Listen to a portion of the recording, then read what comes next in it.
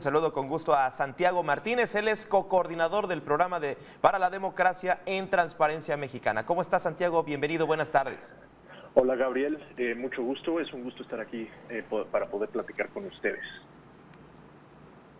Oye, Santiago, bueno, queremos conocer tu opinión. Estamos viendo que en algunos estados de la República en donde va a haber un cambio completo en la administración pública, se está dando ya los procesos de entrega-recepción, los equipos de transición de los gobernadores en funciones con los gobernadores electos. Y me gustaría, para empezar esta charla, ¿cuáles consideras que podrían ser los puntos finos en los que nos tenemos que fijar en este proceso de entrega-recepción? Sobre todo porque, y en un momento igual lo podemos profundizar, hay unos estados en donde se está dando de manera muy tersa, muy democrática y transparente, y hay otros que no, hay otros en los que verdaderamente ni siquiera ha iniciado a menos de un mes de que puedan iniciar. ¿En dónde nos tenemos que fijar en este proceso de que empiezan a heredarse deudas, empiezan a heredarse problemas, pero también mejoras?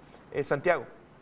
Efectivamente, el proceso de entrega-recepción, pues, como bien lo dices, es un proceso que tiene enormes riesgos de corrupción, por lo cual es muy importante, como lo planteas, ponerle un foco a eso, pero también es un proceso poco conocido por la sociedad. Detrás de los tecnicismos y las partes como más técnicas, hay que fijarnos un poco en las cuentas públicas, ¿no? Hay que fijarnos específicamente cómo las cuentas se heredan, y que es un proceso que no solamente termina cuando entra la administración entrante, sino que es un proceso que termina cuando las cuentas públicas se entregan finalmente en el siguiente año.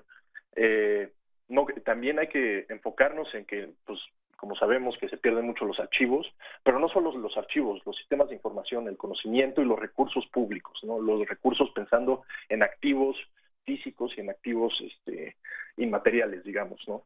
Y de igual manera las deudas, hay que ponerle un foco especial a eso. Y un poco como nos estabas diciendo hace ratito, que hay una diferencia entre los estados. Tenemos casos como Chihuahua, Guerrero o Aguascalientes que sí están empezando a abrir con más transparencia y más participación social este proceso, pero también hay que tener en cuenta que hay 15 procesos de entrega-recepción estatales y más de 2,000 municipales. Tuvimos una elección grande y es parte esencial del proceso democrático tener en cuenta que en este proceso de transición y de entrega de la administración saliente a la entrante pueden darse muchos problemas, ¿no? ¿Han identificado ya qué tipo de problemas? Bueno, tienen que ver, me imagino, con corrupción, sobre todo que de pronto no aparecen los recursos, o como tú dices, a mí me llamó la atención que estamos a veces muy enfocados en el tema de recursos y los activos, vehículos, inclusive hasta escritorios, papeles, mesas, edificios, qué sé yo, de pronto también eso nos perdemos. Pero ¿cuál podríamos identificar los principales problemas que pueden darse en este proceso? Pues mira, para empezar, creo que en Transparencia estamos muy preocupados por el tema de la reelección, ¿no? Tenemos un tema de entrega-recepción donde la administración entrante, pues es la misma administración saliente, exactamente. Y justamente el problema de eso, pues es, por un lado, que tenemos que no tiene el foco político que podría tener un cambio de administración, sino también es un punto clave en donde se puede dar corrupción de dinero ilícito, inclusive para campañas. Ahorita estamos documentando casos delicados en Chiapas, por ejemplo, donde hay alcaldes que están siendo acusados de haber recibido sobornos y han sido reelectos estos alcaldes, ¿no? Entonces, ese tipo de situaciones nos preocupan mucho, especialmente que no es la primera elección en ciertos lugares, reelección, perdón, en ciertos lugares, pero a nivel nacional y a esta escala, sí es el primer proceso de reelección. Ese es uno de los puntos que nos gustaría enfocarnos. Y también, como estamos hablando, ¿no? El tema de los activos y los pasivos y las deudas y demás, pero también está el tema de que le hacemos mucho énfasis al proceso de entrega-recepción en el poder ejecutivo a diferentes niveles, ¿no? En municipales y estatales, Pero también tenemos el tema de los congresos. Tenemos 30 congresos que cambian. Solamente Coahuila y Quintana Roo no cambiaron en esta elección. Y pues tenemos un tema de quién se queda en las comisiones, qué entregan las comisiones, cuáles leyes se quedan en la congeladora, digamos. Y es un poco un tema más allá del tema de corrupción, que claramente hay un foco rojo ahí, también hay un tema de gestión, ¿no? Entonces creo que ahí hay algo que balancear en este proceso. Oye, déjame regresar me llamó mucho la atención y déjame regresar a la reelección. En estos casos, pues la reelección ya vista desde no una especie de derecho, sino ya para poder ocultarse a sí mismo, pues actos de corrupción por parte la propia autoridad que se está reeligiendo, ya la reelección como un recurso para evitar rendir cuentas, ¿no, Santiago? Efectivamente, es algo que nos preocupa bastante porque, bueno, por un lado tuvimos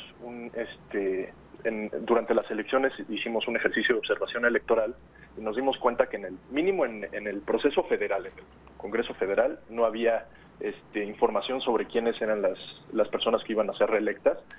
Y ahora, si vamos a elecciones municipales y de congresos locales, pues es menor la disponibilidad de información de quiénes son estas personas que se quieren reelegir.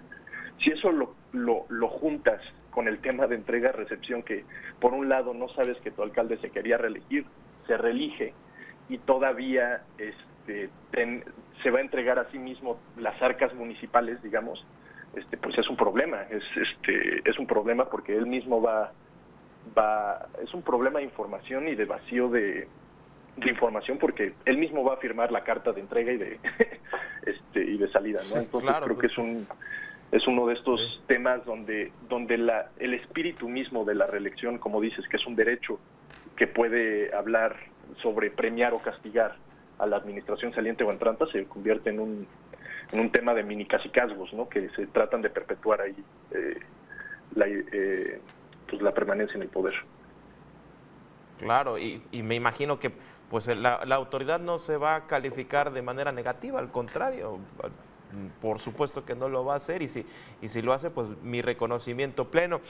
En este sentido, para este proceso que ya arranca, que bien dices, de pronto a veces lo vemos muy técnico, el componente político, hay algunos estados en donde llega Morena avasallando, y pongo el ejemplo de Baja California Sur, en donde sale el PAN, entra la izquierda. Este componente político, ¿cómo lo sientes? Hay otros estados en donde también se vienen el PRD, queda de lado y llega Morena. De pronto, pues esta parte también en donde se posiciona, no nada más en la gobernatura, sino también en los congresos. También de pronto el componente político, sobre todo en el discurso que trae este partido de combate a la corrupción, pues también le pone cierto sabor al proceso, Santiago.